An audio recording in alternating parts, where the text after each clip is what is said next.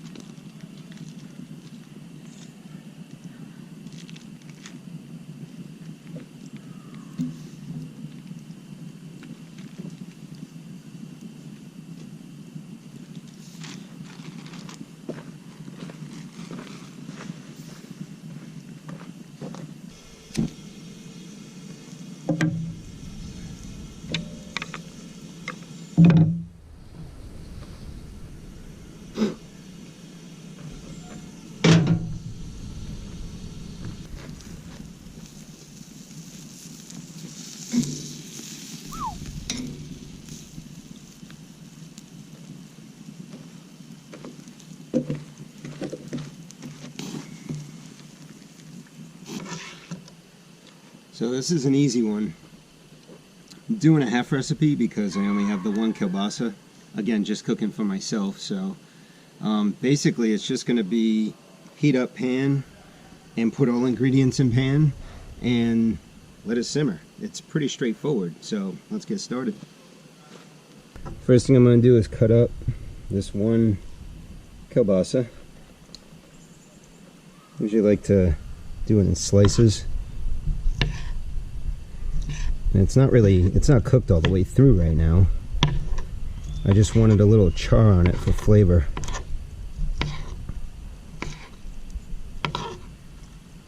That's it, bite-sized pieces. Looks good already though.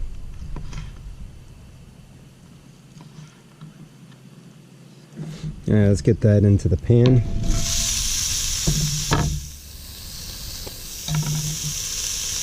Even that seems a little high for me, but it'll probably simmer down.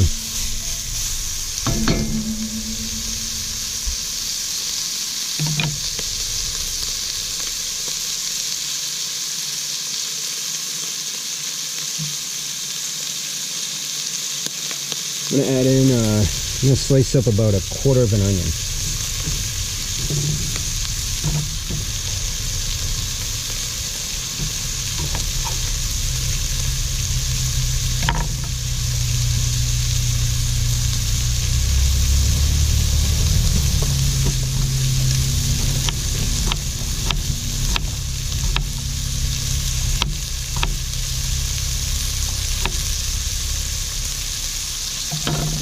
Get that in there.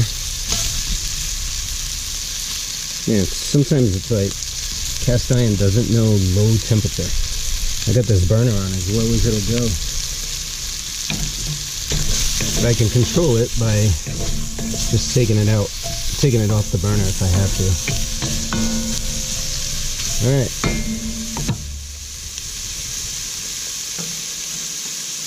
And add 1/4 cup of water. That'll cool the simmer down a little bit actually. It's probably here more than 1/4. Good enough. Then just like last night, I pre-packed looks like a cookie. It's actually brown sugar. And under that, a little salt and pepper.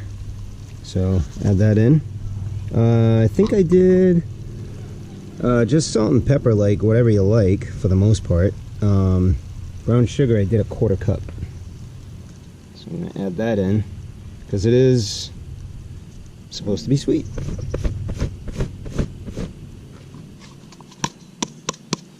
Alright.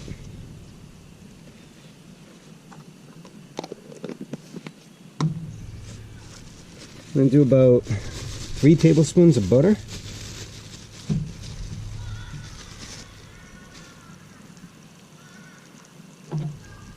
There are some maniacs at this campground.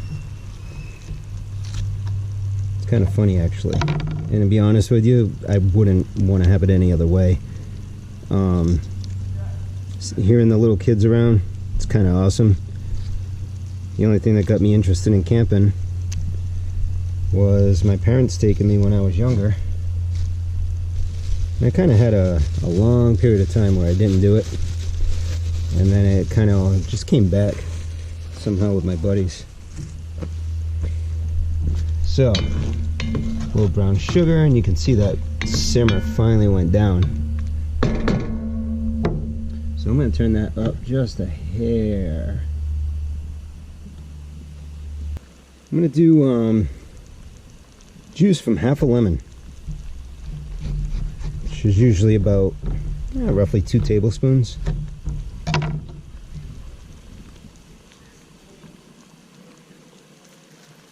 Using lemon to clean the brown sugar off my hands, I guess.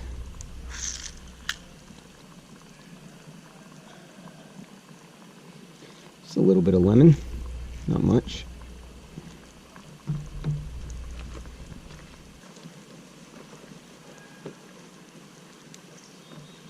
Alright, about a tablespoon of soy sauce. And I'm going to do a cup of ketchup. I know it sounds like a lot, but ketchup, of course, loaded with sugar. That'll give us our sweet. I think that was about a cup.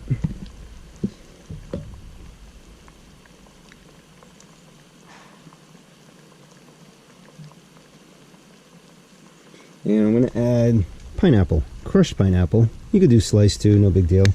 I'm not really sure if I'm going to want to put this. Wow, that's really crushed. I kind of like that, actually. Now, something about pork and pine. Wow, that was a lot of pineapple. That's okay. Alright, let's mix that all up, see what we got here. That is going to be 1 pineapple-y bowl. That's it. We're going to let that simmer. And I did pre-grill it a little bit. I'm probably going to let that go. I want to kind of let that sauce thicken up a bit. We're going to put that on top of rice. And I'm probably going to go, I don't know, 15 minutes, 20 minutes on it. And we'll be back. It smells really good. And at this point, it's probably ready. I've got water boiling for the rice. I'm going to throw the rice in. Once that's good to go, I'll stick the rice into the bowl, pour this right over it. Boom. Sweet and sour kielbasa. Thank you, Dan.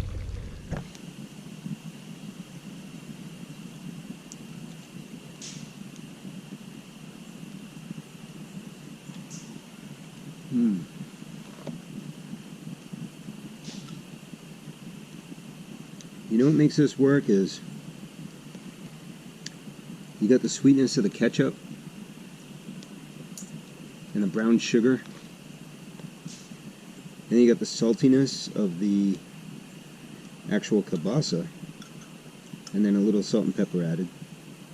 And then throw in the pineapple. I thought it was going to be too much pineapple, but with all the rice it kind of really soaks up. This is good stuff. I don't know if it's as good as Dan's, but it's good, and it was quick and easy. You know, you're out here You want something more than a burger or a dog on the grill, you can cook this up in a heartbeat. And you could cook as much as you want if you've got a nice sized pan. You can cook this for a family of 4, 6, 8, whatever you want. And they'll like it. I hope.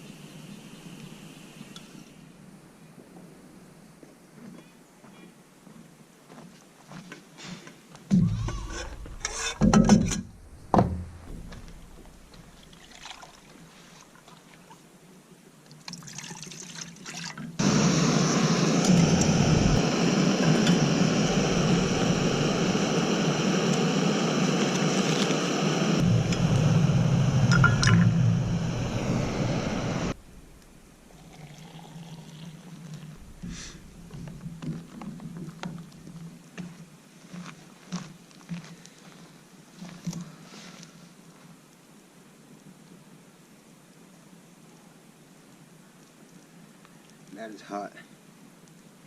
That's 60-second hot right there.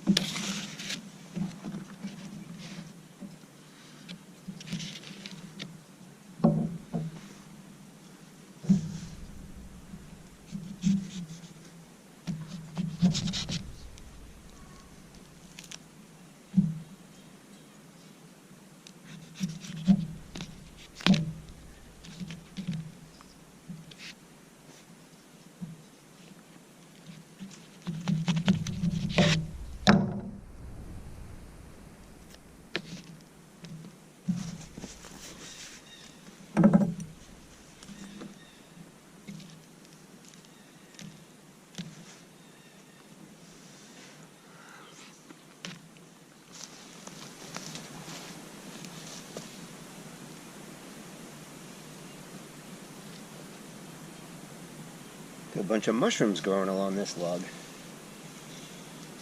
Well, today's pack-up day. It was good while it lasted. It was a great trip between an awesome hike and just kind of having great weather and being able to get out here and clear your mind. That's what, for me, that's what camping does, or hiking. Kind of allows your brain to just sort of not think about anything. Just left foot, right foot. Sit around, leave the technology alone for the most part, except for the camera. So yesterday's hike, if you have done White Dot before, I would recommend giving this one a try. If you haven't done White Dot, but you've done some hiking and you wouldn't mind taking on a longer distance, definitely give it a try. So total mileage ended up being 7.2. And that was from the trailhead here at the campground. So that didn't include, depending on where you're staying here, if you're staying here, could be an extra, quarter mile or something like that. You don't have to stay here to grab that trail. There's a place to park, as you saw in the video. So you can come in through the gate, tell them that you're doing that trail, and you know, they pay the few bucks that they charge to park there, and you're off and running. So 7.2, it was 3.6 each way. Took a total of 4:55. So the book time was 5 to 6 hours. So that was right in the wheelhouse of what they were saying. That didn't include the time up top. I think I spent a good 45 minutes to an hour up top, just kind of vegging a little bit. So yeah, I'd say give it a shot. I really liked it. The white dot, you hit the trailhead, and it doesn't take long for you to start to incline, and it's relentless. It doesn't stop.